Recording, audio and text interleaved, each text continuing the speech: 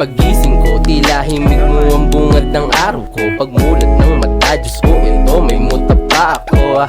Teka, ano na nga ba? Saan na ba papunta? Lungkot ng buhay ko'y talagang grabe na. Hanggang saan ba aabot ang panaginip ko? Sa isang babaeng umaalon ng kanyang buhok. Para bang gusto ko na tumakas talaga. Sa isang bangungot na binuo ko ng mag-isa. Habang ako'y papatulog na dapat na nang mahimbing. Ako'y napapraning at napapailing sa mga bagay na iniisip ko. Sa tuwing ako'y nababato, bakit ganito naninigas ang ulo ko?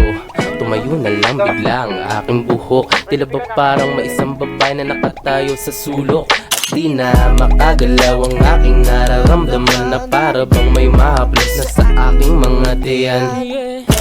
Sabay nito'y hawak ko ng isang mainit na isang tasang kape. Bakit ganito ba pre? Hindi mabakali. Sa tuwing ako'y nag-iisa, wala na akong pake. Wow! Ganon. Ganon ba? Ito, teka lang. Sige. Ito lang.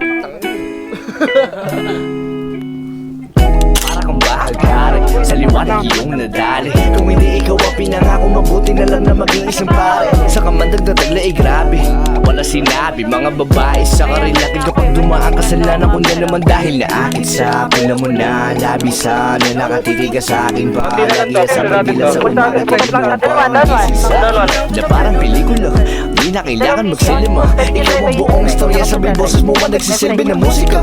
Sinigsa mo sa'yo na tanging Diyos lamang ang nagbinta. Nakita kita na parang anghel para sa'kin at hindi sa iba. Ang hirap ng magbida, ang isa na extra. Sa litrato na, di para sa kanya. Wala na akong masabi. Ayoko na. Babay na po.